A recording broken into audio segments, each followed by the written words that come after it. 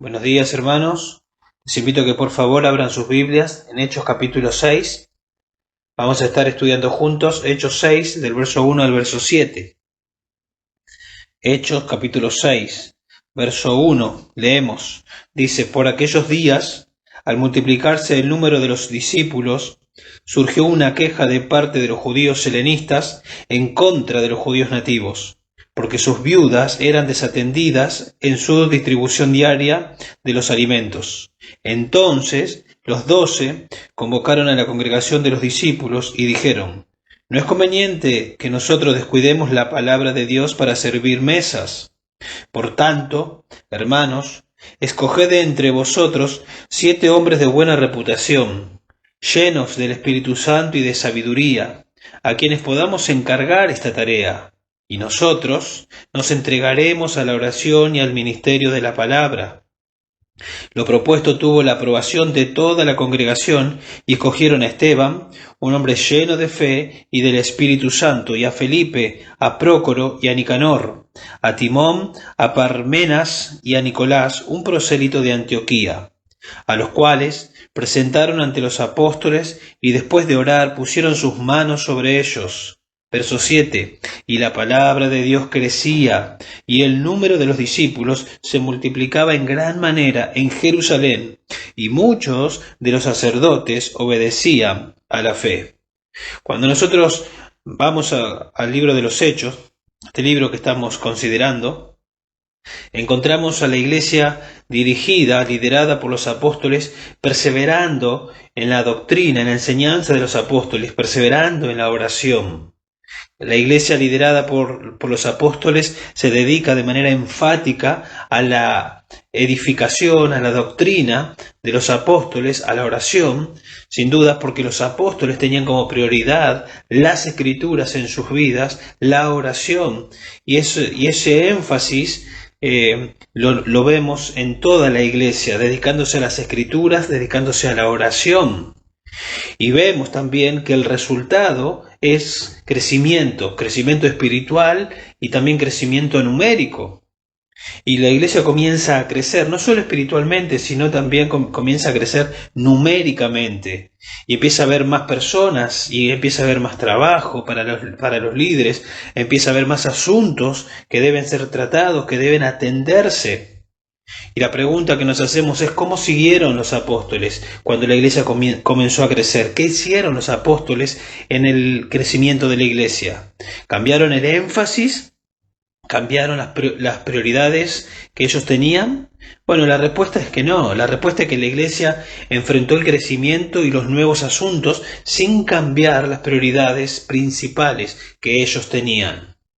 Y es algo que sin duda la iglesia de hoy necesita entender y tener las prioridades en orden y afrontar el crecimiento sin que sus pastores, para aplicarlo de manera directa, descuiden sus principales prioridades. Digo pastores porque los apóstoles no descuidaron sus prioridades, el estudio de las escrituras, la Biblia y la oración. Hoy no hay apóstoles, hoy los líderes de la iglesia son los ancianos, son los pastores. Y entonces los pastores debemos aprender de estos apóstoles, de estos líderes, y no descuidar estas prioridades. Pero no solo es aplicable a los pastores, sino a todo creyente, y a nivel personal, también a nivel familia, a nivel matrimonial. En todo sentido, estas prioridades en la vida de los creyentes deben ser una realidad y deben estar en orden. En este pasaje vemos lo que sucede en una iglesia donde los líderes entienden sus prioridades. Pero también podemos aplicarlo a la familia, a los matrimonios. Lo que sucede en un matrimonio donde se entienden las prioridades, la prioridad de la palabra, la prioridad de la oración. Lo que sucede en un creyente que entiende su prioridad, que es la palabra y que es la oración. Todos nosotros, todos los creyentes, tenemos muchas prioridades que son lícitas, sin dudas, tanto a nivel iglesia como a nivel personal. Tenemos que discipular, tenemos que servir, se nos manda a tener comunión unos con otros, A nivel personal hay que trabajar, está la escuela de los chicos, hay que limpiar la casa, hay que cocinar, los jóvenes tienen que estudiar, etcétera, etcétera, etcétera. Responsabilidades, prioridades que son lícitas. Ahora nosotros debemos entender que hay prioridades, pero que no todas tienen la misma importancia. O hay prioridades, pero hay prioridades que deben tener un lugar supremo, ¿sí? En cuanto a importancia, tiene que estar por sobre otras prioridades. Necesitamos entender cuáles son prioridades de importancia, cuáles son prioridades no negociables, tanto para la vida de la iglesia, pero también para la vida personal, en medio de tareas, en medio de responsabilidades importantes que nos pueden desbordar a nivel iglesia, pero también nos pueden desbordar a nivel personal y desenfocarnos, desorientarnos. Y como siempre decimos, cuando las prioridades no están en orden, ocurre el efecto dominó. Todo comienza de manera progresiva a derrumbarse y de esa manera afectar la vida espiritual de la iglesia, afectar la vida espiritual de cada creyente, afectar la vida espiritual de un matrimonio, la vida espiritual de una familia. O sea, en la iglesia y en la vida personal es igual, estas prioridades deben estar en la iglesia, en los líderes y a nivel personal en cada creyente. Tenemos responsabilidades, como dijimos al inicio, prioridades, pero la pregunta es, ¿todas son de la misma importancia? Entre tantas responsabilidades y prioridades lícitas, ¿cuáles de suma o cuáles son de suma importancia sobre las demás? Bueno, el texto que vamos a considerar en esta mañana nos muestra que hay dos prioridades no negociables, que ustedes ya habrán notado, que son la oración y la palabra de Dios. Dos prioridades no negociables, ¿sí? La oración y el estudio de la palabra. Podemos preguntarnos cómo afrontar el crecimiento, la organización de la iglesia sin descuidar las prioridades. ¿Cómo lo hacemos? Y no descuidarlos para que Dios continúe dando el crecimiento. A nivel personal, cómo organizarnos a nivel personal, a nivel familiar, a nivel matrimonial, para tener las prioridades en orden, estas prioridades, la Biblia y la oración, en orden, y que Dios siga dando el crecimiento a ese matrimonio, a esa familia, a ese joven, a ese creyente, a la iglesia. Ahora, no se trata esto de que hacemos que es algo mágico, que leemos la Biblia, que oramos y que crecemos. No estoy diciendo que es algo mágico, que nosotros lo hacemos y de esa manera producimos el crecimiento. Obviamente es Dios el que da el crecimiento. Eso es lo que la Biblia nos enseña. Pero Dios mismo usa medios que Él ha establecido, medios de gracia, para hacer crecer al creyente, para hacer crecer a la iglesia. Y dos de esos medios de gracia que Dios usa y que nos manda a dedicarnos, como vemos en esta porción, es la palabra de Dios y la oración. Dios nos dio su palabra y Dios nos manda a dedicarnos a su palabra. Y Dios usa su palabra para santificarnos, para hacernos crecer.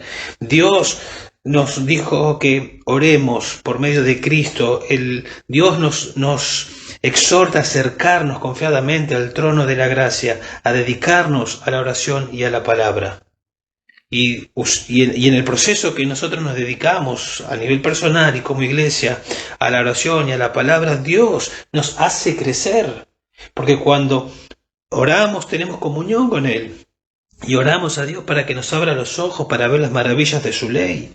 Y dice la Biblia que cuando nosotros vamos a las Escrituras, el Espíritu Santo nos ayuda, nos muestra la gloria de Dios, la gloria del Señor, y somos transformados de gloria en gloria. Somos llevados a ser más semejantes a Cristo. O sea, el crecimiento espiritual, ya sea a nivel personal y como iglesia, no va a ocurrir aparte de la palabra de Dios y la oración.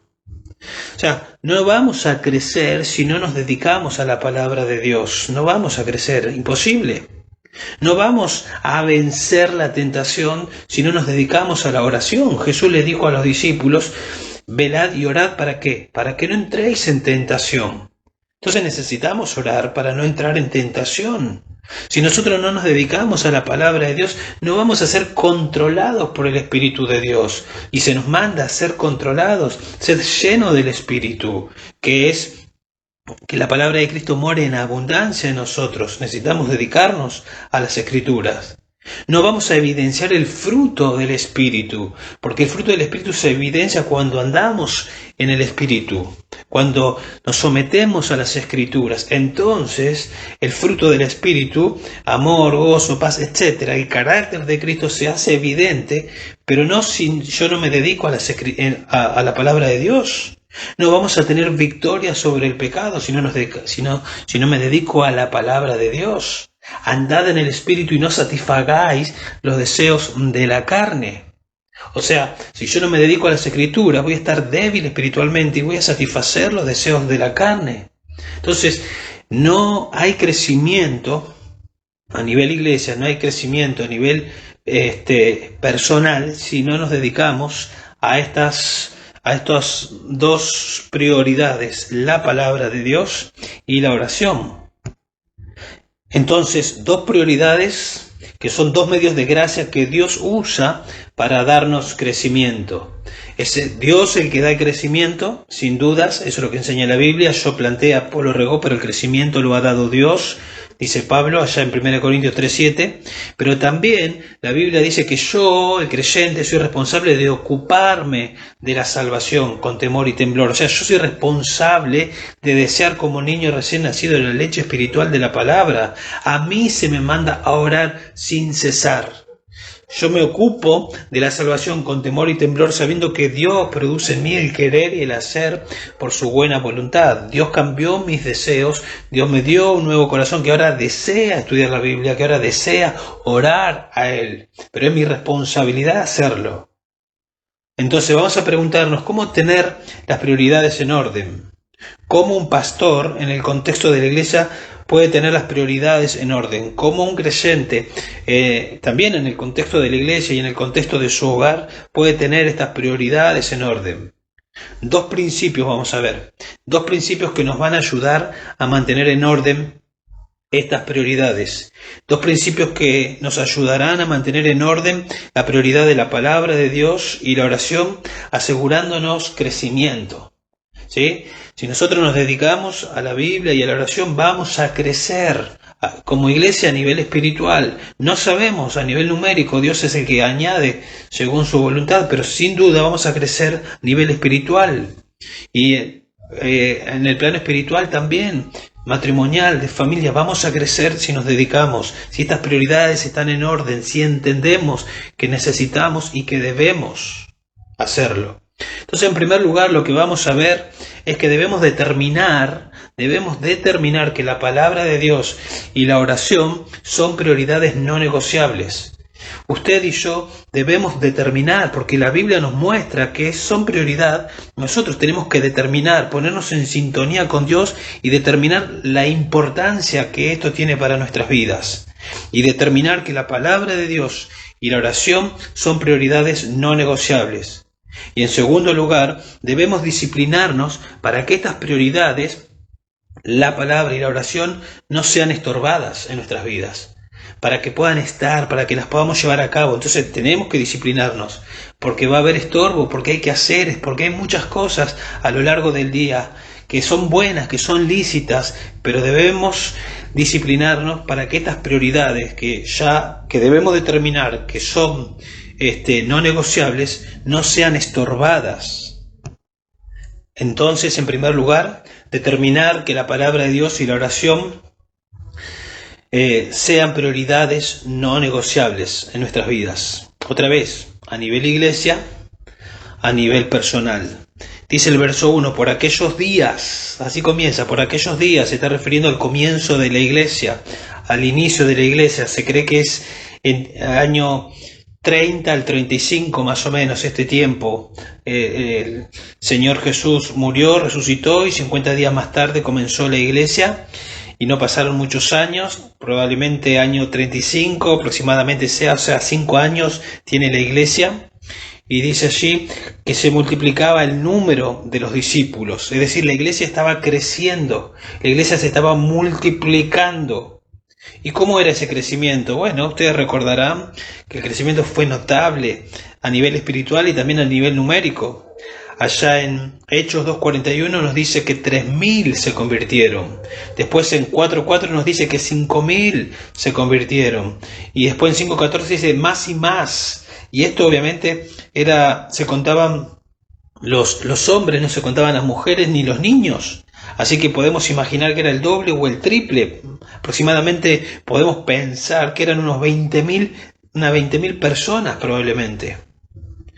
Dice que se multiplicaba el número de los discípulos. ¿A qué se refiere con discípulos?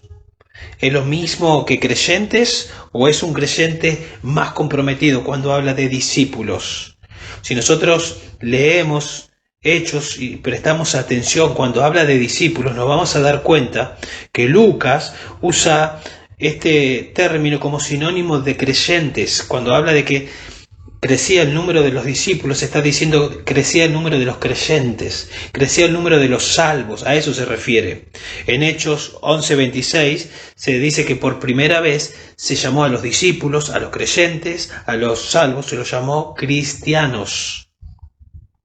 ¿Y cómo hacían para crecer? ¿Cuál era el método que la iglesia primitiva tenía para crecer? Bueno, observen ahí en Hechos 2, verso 42, es un pasaje que todos conocemos, dice que se dedicaban continuamente, esto es permanentemente, ¿a qué cosa? A la enseñanza de los apóstoles, es decir, a la doctrina de los apóstoles, a la comunión, tenían comunión unos con otros, al partimiento del pan, participaban de la Santa Cena, recordando el Evangelio, recordando la muerte, sepultura, resurrección de nuestro Señor Jesús, a la oración.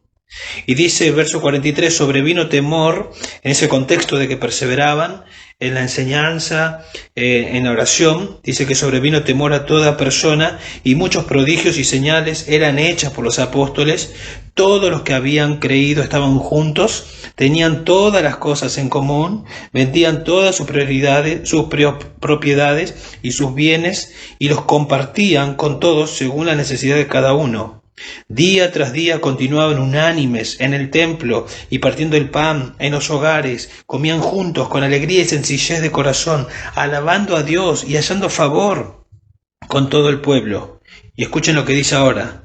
Y el Señor añadía cada día al número de ellos los que iban siendo salvos. ¿Qué hacía la iglesia? La iglesia se dedicaba a estas prioridades: orar, a la enseñanza de las Escrituras, a aprender de las Escrituras, a tener comunión unos con otros y en ese contexto a recordar, ¿no? Porque eso es lo que manda la Biblia, recordar mediante los símbolos el Evangelio, la salvación, el sacrificio de Cristo, y en ese contexto Dios traía santificación y Dios traía salvación. Entonces, la iglesia estaba creciendo, no haciendo nada raro, dedicándose a las Escrituras, dedicándose a la oración. Nosotros no podemos fabricar el crecimiento y no debemos procurarlo, y menos por medios incorrectos.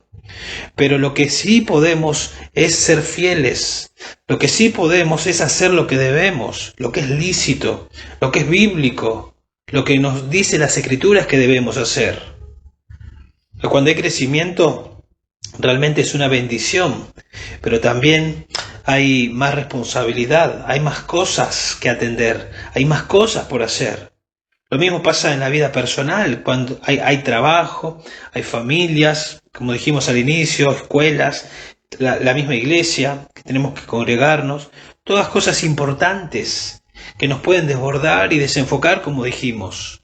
Es importante conservar las prioridades en orden, es importante, muy importante. Dice el texto que surgió una queja de parte de los judíos helenistas en contra de los judíos nativos, porque sus viudas eran desatendidas en la distribución diaria de los alimentos. Hubo un problema, ¿sí? Hubo un problema. Esta iglesia, que es la iglesia donde los apóstoles, quienes fueron elegidos por Jesús, discipulados por Jesús, eran los líderes, es una iglesia que tuvo problemas también.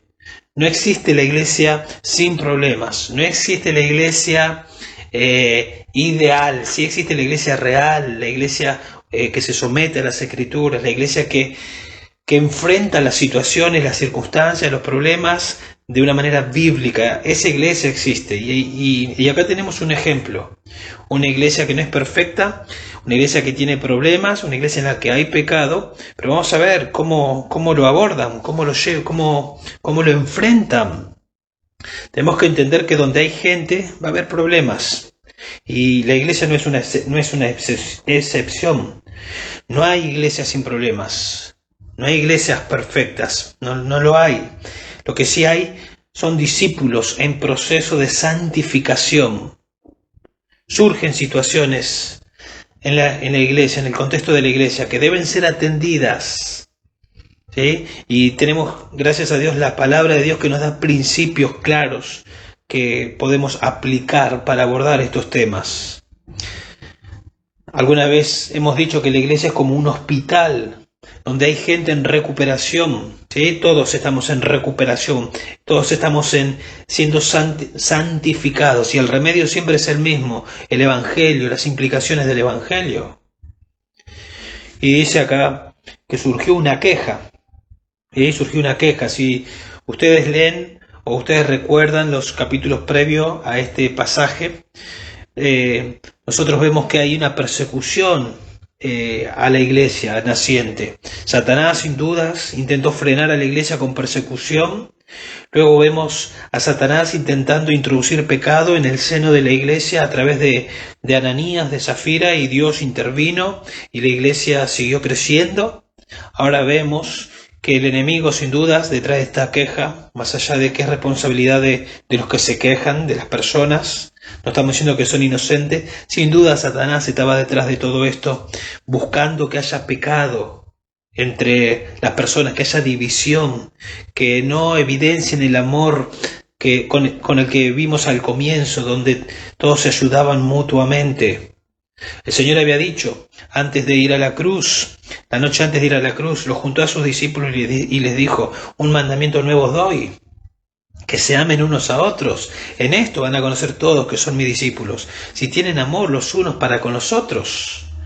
Y este era un momento para mostrar, para evidenciar amor. Sin duda el enemigo quería destruir, quería dividir, que no se evidencie el amor. Y esa unidad que creó el Espíritu, la Biblia nos manda que nosotros, los creyentes, debemos ser solícitos en protegerla, en guardarla, es decir, tenemos que hacer nuestra parte, porque posicionalmente somos un cuerpo, la iglesia es un cuerpo, pertenecemos a una unidad que creó el Espíritu, pero esa unidad en la práctica debe ser cuidada, debe ser protegida por el creyente. Y en la iglesia surgen problemas diferentes y deben ser tratados según su importancia, obviamente. Y las prioridades nos ayudan a decidir de qué manera abordarlos. Bueno, hubo una queja, dice acá. Esa palabra queja tiene la idea de una conversación de descontento en privado. Eso fue lo que hubo. La Septuaginta, que es la traducción del Antiguo Testamento al griego, usa esta misma palabra para hablar de la murmuración que tuvo María con Aarón contra Moisés. Usa la palabra queja que aparece acá, dándonos a entender que fue una conversación de descontento, ¿no? María conversó, murmuró contra Moisés porque estaba descontenta. Bueno, de la misma manera acá hay una queja, hay murmuración. Dice que esta queja fue de parte de los judíos helenistas en contra de los judíos nativos. ¿Por qué? La razón, porque las viudas eran desatendidas en la distribución diaria de los alimentos. Los judíos helenistas se refiere a los judíos que vivían en las afueras de Jerusalén, ¿sí? No habían nacido, no estaban en Jerusalén. Podemos decir, como para entender, que si bien eran judíos, había una diferencia entre ellos. Estos judíos que no vivían en Jerusalén, probablemente y casi seguro no hablaban arameo, no hablaban hebreo, como sí los nativos. Los helenistas leían la Septuaginta, que era la traducción del Antiguo Testamento al griego. Los nativos probablemente podían leer el original hebreo, y esas eran algunas de las diferencias, probablemente. Los desde las afueras de Jerusalén vinieron, nos dicen Hechos 2, vinieron a la fiesta de Pentecostés, y ahí comenzó la iglesia, y probablemente muchos que se convirtieron, como sabemos que así pasó, se quedaron en Jerusalén. Y también era costumbre en aquellos tiempos que los que estaban avanzados en edad se quedaban en Jerusalén para morir en Jerusalén. Entonces eran todos judíos hasta este momento. Después comenzamos a ver que se van añadiendo gentiles, pero hasta este momento son gentiles, son judíos, pero aún así hay diferencias entre ellos, diferencias que los llevó a tener este problema, ¿sí? Había diferencias, trasfondos diferentes, pero pertenecían al mismo cuerpo, ¿sí? El Espíritu Santo los había introducido en el mismo cuerpo, en la iglesia, el cuerpo de Cristo, la cabeza es Cristo. Y aunque había diferencias, debían ser solícitos en guardar la unidad. ¿Qué debemos hacer cuando ocurren estas situaciones? Bueno, debemos alinearnos a las Escrituras. Debemos ser de un mismo sentir, dice Pablo allá en 1 Corintios 1:10. Debemos ser de un mismo sentir, debemos alinearnos a las Escrituras, someternos y que las Escrituras nos guíen. Entonces, aunque somos diferentes, vamos a evidenciar esa unidad, vamos a proteger esa unidad, porque dejamos de lado nuestras diferencias para que la palabra de Dios nos guíe, y eso es lo que hay que hacer. Y dice que hay una queja porque las viudas eran desatendidas en la distribución diaria de los alimentos. Eran judíos, dijimos, ya en el Antiguo Testamento enfatizaba mucho de parte de Dios el cuidado de Dios hacia las viudas, y en el Nuevo Testamento también se habla de que las viudas deben ser consideradas y deben ser cuidadas y deben tener un cuidado especial. Y bueno, y aparentemente era un asunto que había que atender, era un asunto importante. Ahora, dos cosas podían pasar en este contexto. La iglesia se pudo haber dividido porque era un problema y se pudo haber dividido, eso sí podría haber pasado, pero lo segundo que podría haber pasado es que los apóstoles podrían haberse desorientado y haber dejado de haber perdido el orden de sus prioridades. Y cualquiera de las dos cosas que hubiera pasado, sin duda hubiera deshonrado a Dios, y Satanás, que sin duda estaba en esto, hubiera logrado su objetivo. Y los apóstoles entonces muy sabiamente trabajan en el asunto. Noten cómo respondieron ellos. No se quedaron pasivos. Actuaron con convicción, lideraron. Ellos dijeron en el verso 2, entonces los 12 convocaron a la congregación de los discípulos y dijeron, no es conveniente que nosotros descuidemos la palabra de Dios para servir mesas. O sea, los 12 apóstoles, incluyendo a Matías, convocaron a la iglesia y lideraron a toda la iglesia, y de manera negativa ellos declararon su convicción. No es conveniente que nosotros descuidemos la palabra de Dios para servir mesas. No es conveniente, ¿sí? Noten ahí, los 12, verso 2, nosotros, verso 4, no es conveniente. Ellos eran los encargados de colocar el fundamento, ellos eran los encargados de enseñar la doctrina que recibieron de Jesús. Los 12 reconocieron que las prioridades de su ministerio era la palabra y la oración. Ellos entendían, esta es nuestra prioridad, es muy importante. Ahora, ellos estaban convencidos como líderes, pero esto también aplica a nivel personal. Cada uno de nosotros, cada cristiano a nivel personal, debe estar convencido que el estudio de la Biblia y la oración debe ser una prioridad en sus vidas.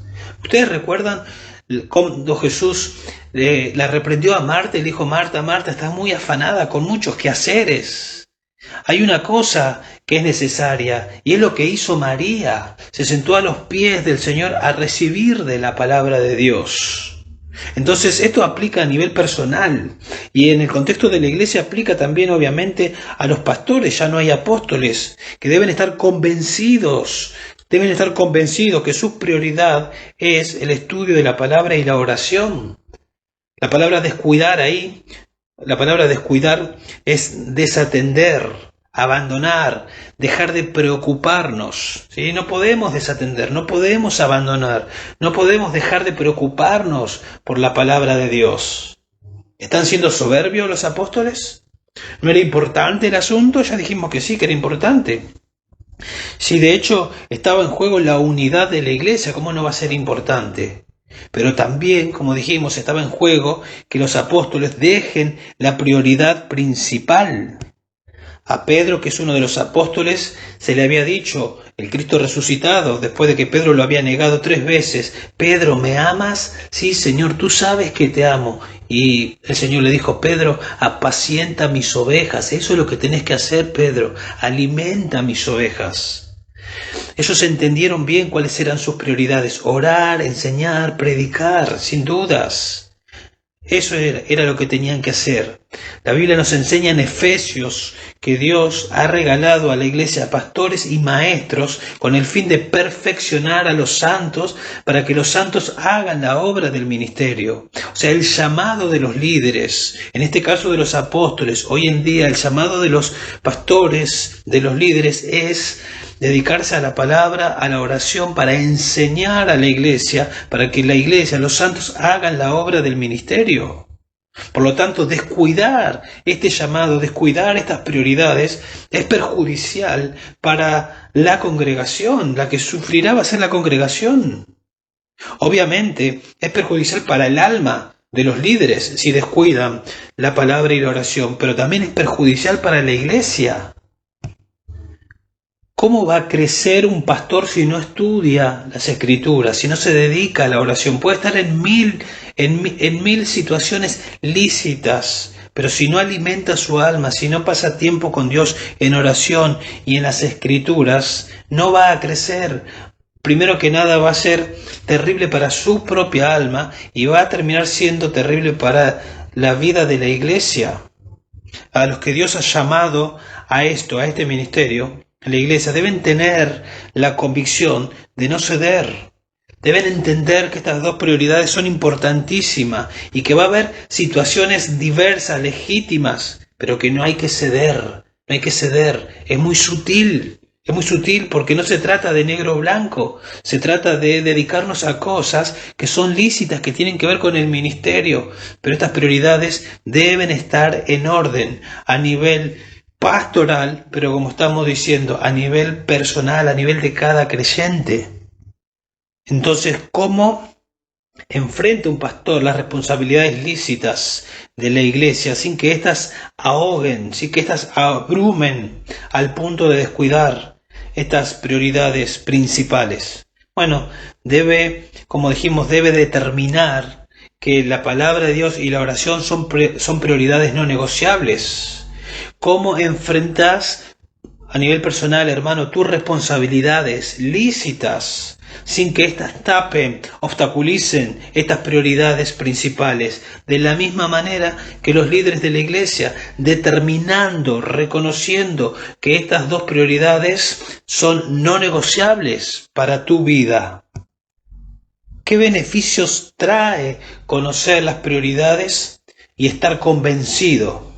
Bueno, que no vamos a permitir que nada nos presione o que nada haga que nos distraigamos, que nos desenfoquemos de la prioridad. Las prioridades, tenemos que entender también que las prioridades, como en este caso, siempre serán atacadas.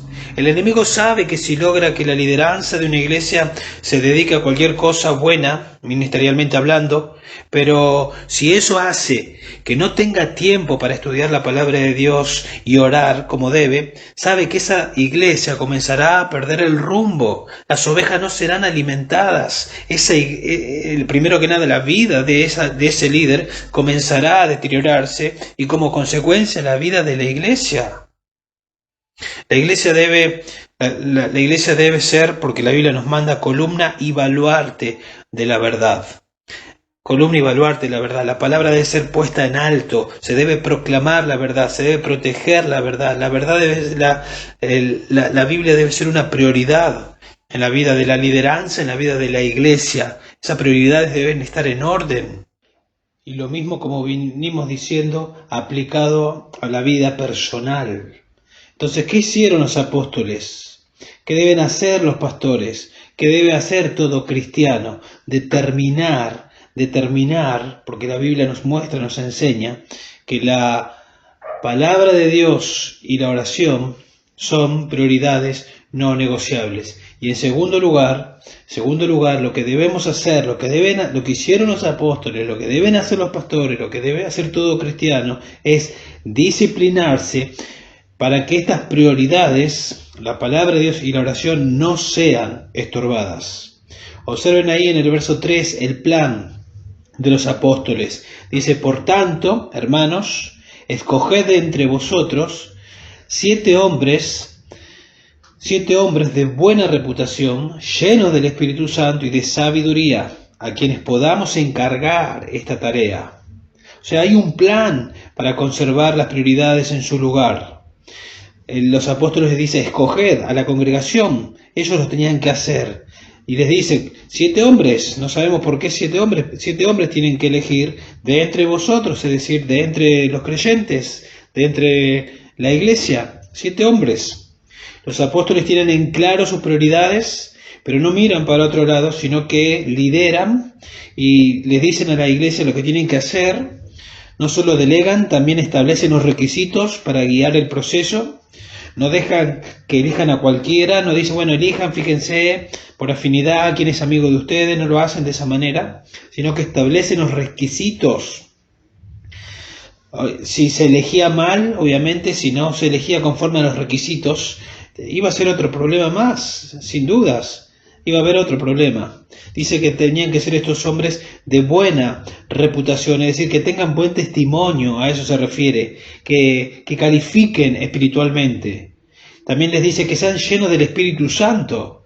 Ahora, estos 7 no eran pastores, pero al decir que sean llenos del Espíritu Santo implica que tenían que ser hombres que tenían las prioridades en orden. Porque ¿cómo puede ser alguien lleno del Espíritu Santo si no se dedica a la oración y a la palabra? ¿Se dan cuenta? Los apóstoles tenían la prioridad en orden, pero también dentro de la iglesia todos deberían tener las prioridades en orden, y las personas que tenían que elegir tenían que ser llenas del Espíritu, hombres que se dediquen a la oración y a la palabra también, que sean llenos del Espíritu Santo, que la palabra de Dios esté gobernando sus vidas, saturados de la palabra de Dios, del entendimiento de la palabra de Dios, de la obediencia a la palabra de Dios y de sabiduría, lleno de Espíritu Santo y de sabiduría. La idea de que sean llenos de sabiduría, del Espíritu Santo y de sabiduría, es que tengan la capacidad para entender lo que la Biblia dice y en consecuencia para actuar conforme a lo que entienden en las Escrituras. En otras palabras, que tengan conocimiento bíblico y la capacidad para aplicar ese conocimiento a situaciones de la vida, de su vida personal y en el contexto de la iglesia local. Es decir, que no sean teóricos, que no tengan conocimiento y una cabeza inflada, no, que conozcan las Escrituras, pero que vivan conforme a las Escrituras. Ese era el requisito. Y eso también nos trae una enseñanza a nosotros. Cuando nosotros buscamos hombres, cuando nosotros oramos a Dios que levante hombres, ¿no?, como nos enseñó a orar en nuestro Señor Jesús: rogad al Señor de las mies que envíe obreros a las mies, o cuando oramos para que haya más diáconos. ¿Qué debemos buscar? ¿Por qué cosas debemos orar? ¿Qué es lo que debemos observar? Hombres espirituales. ¿Y quiénes van a ser esos hombres espirituales? Aquellos que tengan las prioridades en orden, que van a estar luchando en el contexto de sus prioridades, de sus responsabilidades, y en ese contexto van a estar luchando teniendo las prioridades supremas en orden: tiempo con Dios, tiempo con la palabra, oración. Y dice: a 7 hombres llenos del Espíritu Santo, de sabiduría, a quienes podamos encargar esta tarea. Hombres que puedan suplir la necesidad, que tengan amor por el Señor, obviamente, por eso son llenos del Espíritu Santo, que tengan amor por la iglesia del Señor y que se pongan al servicio del Señor y de la iglesia, que atiendan esta necesidad que estaba haciendo, para que no sea un estorbo para la prioridad de los apóstoles, y que como un equipo, ¿no?, como un equipo que ayudan ayudan, estamos todos en el mismo equipo y cumplen esta labor de servir y de atender a esta situación para que los líderes, en este caso los apóstoles, no descuiden la prioridad y como un equipo avanzar, cada uno haciendo su tarea por el bien de la iglesia y de la gloria de Dios. Y dice el verso 4, y nosotros, es decir, los apóstoles, nos entregaremos ¿a qué cosa? A la oración y al ministerio de la palabra. Nosotros, los apóstoles, hoy aplicado a los pastores, como venimos diciendo, y también lo aplicamos a cada creyente individual. Nos entregaremos, nos sumergiremos en dos cosas, en la oración. ¿Sí? Necesitamos orar para que Dios nos hable cuando vamos a las Escrituras, necesitamos orar por decisiones que tenemos que tomar a diario. Nuestro Señor Jesús, el Verbo encarnado, el Hijo de Dios, antes de elegir a 12, pasó la noche orando y luego tomó decisiones. De la misma manera, los líderes necesitamos orar, buscar la guía de Dios, no solo orar y leer las Escrituras para que Dios nos guíe conforme a su palabra. Tenemos que interceder, tenemos que orar por nosotros mismos, por la iglesia. Sin dudas, necesitamos dedicarnos a la oración y también al ministerio de la palabra, dice allí. La palabra interesante, la palabra ministerio, es la palabra diaconía. Y en el verso 2 es la misma palabra que se usa para hablar de servir mesas. Por lo tanto, servir mesas es diaconía. Servir o el ministerio de la palabra de Dios es diaconía, dando a entender que servir las mesas y servir la palabra de Dios son ministerios.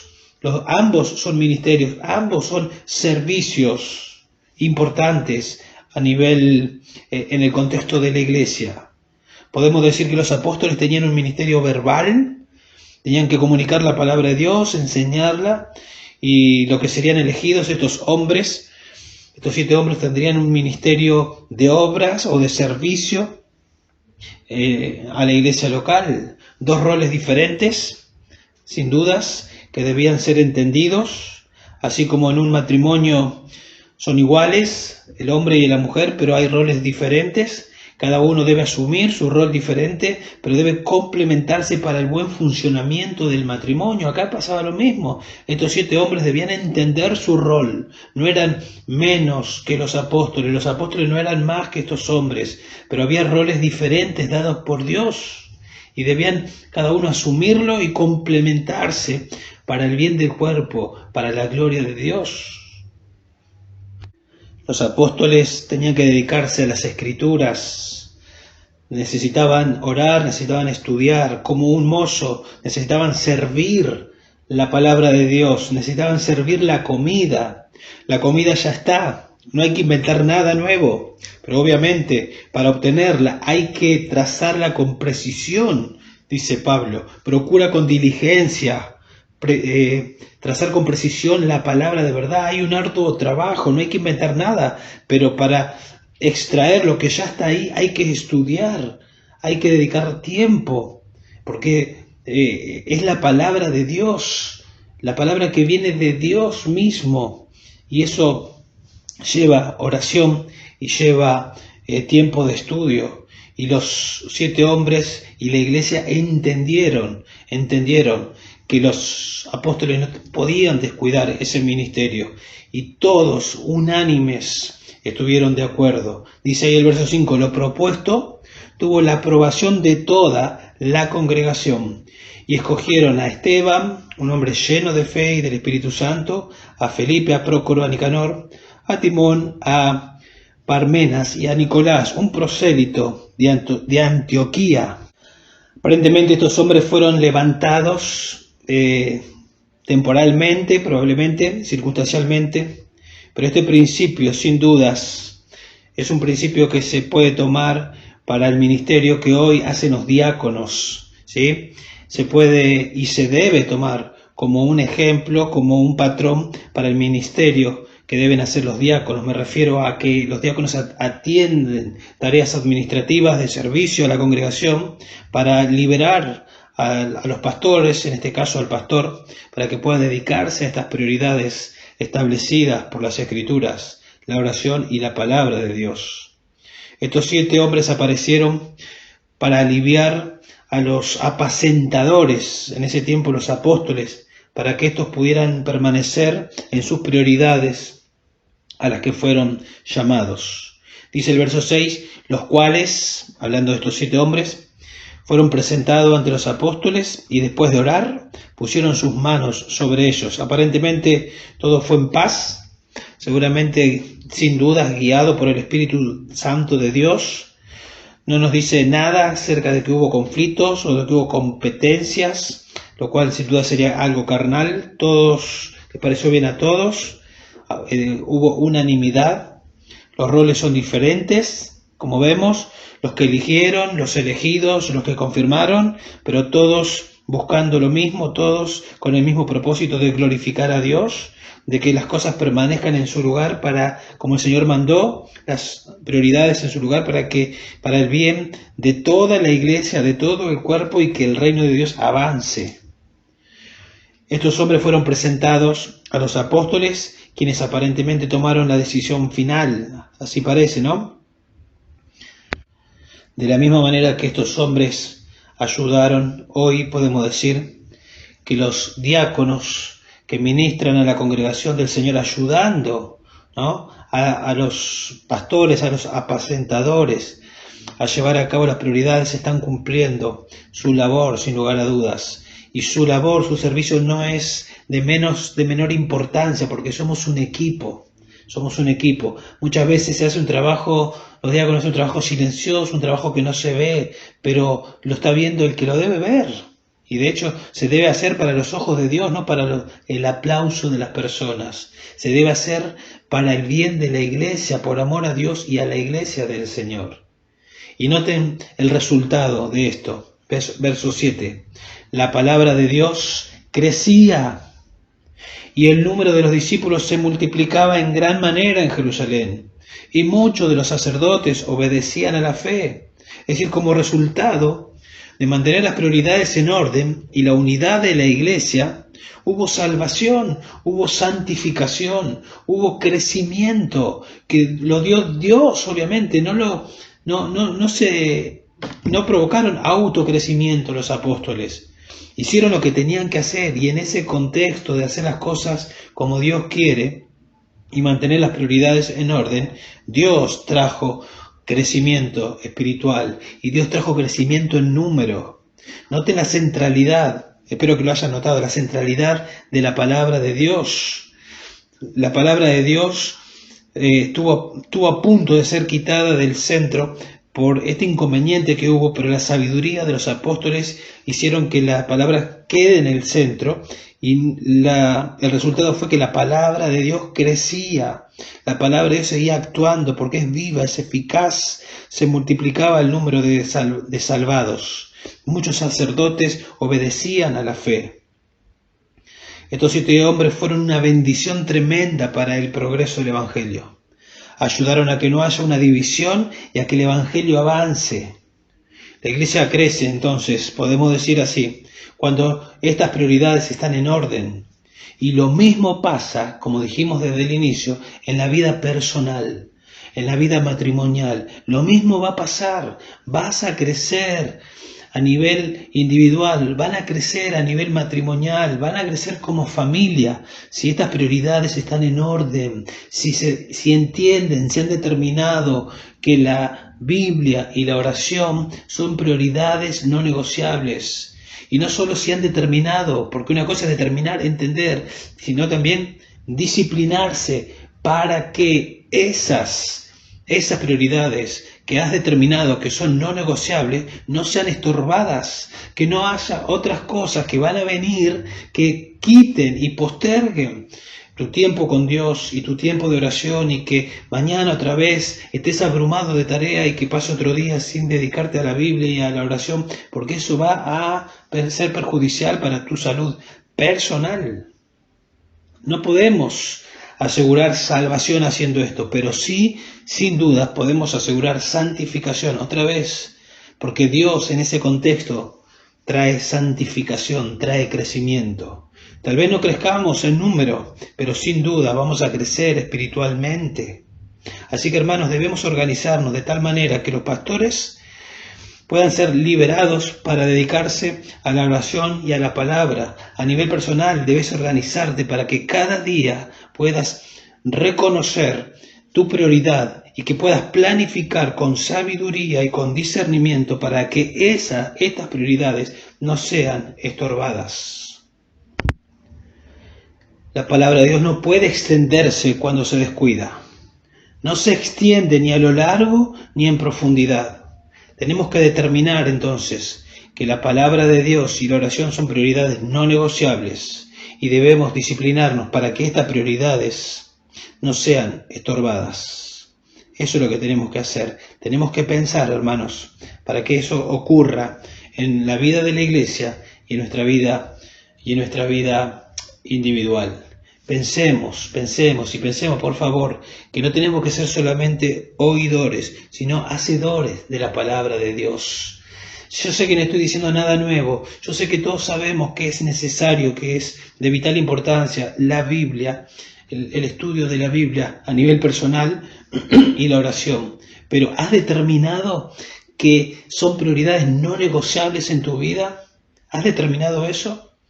Y estás disciplinado de tal manera que esas prioridades no son estorbadas y que día a día le dedicas tiempo al estudio de las Escrituras, conocer a Dios, conocer más la voluntad de Dios y en la oración. Por favor, disciplínate para que estas prioridades no sean estorbadas, para el bien de tu alma, para el bien de tu matrimonio, para el bien de tu familia, para el bien de la iglesia. Y oremos para que en nuestra iglesia esas prioridades estén en orden, en la lideranza y en cada hermano. Vamos a orar. Padre, te damos las gracias, Dios, por tu palabra. Gracias por enseñarnos y mostrarnos, Dios, cuál es la prioridad, cuáles son las prioridades fundamentales para nuestras vidas. Señor, danos la sabiduría y ayúdanos, Dios, a determinar que estas prioridades, Señor, son realmente no negociables, que son prioridades supremas en nuestra vida, que podamos disciplinarnos de tal manera, Dios, que todas las otras prioridades y responsabilidades lícitas no estorben, no ahoguen, Señor, el estudio de la palabra y la oración. Ayúdanos, Dios, a planificar, por favor. Sabemos que vivimos en un mundo, más aún en este tiempo de tecnología, de que recibimos mucha información, mensajes, etcétera, etcétera, que pueden no ser nada malos, pero sí pueden ahogar y sutilmente ir desplazando estas prioridades de nuestras vidas. Y cuando queramos acordar, probablemente muchos de nosotros estemos espiritualmente mal. Si tal vez hay alguien que está así, por favor, Dios, usa tu palabra para traer arrepentimiento, para que puedan entender, para que podamos entender lo que tú nos has hablado y ponerlo en práctica. Por favor, Dios, obra, usa tu palabra. Te lo rogamos, Dios, en el nombre de Jesús. Amén.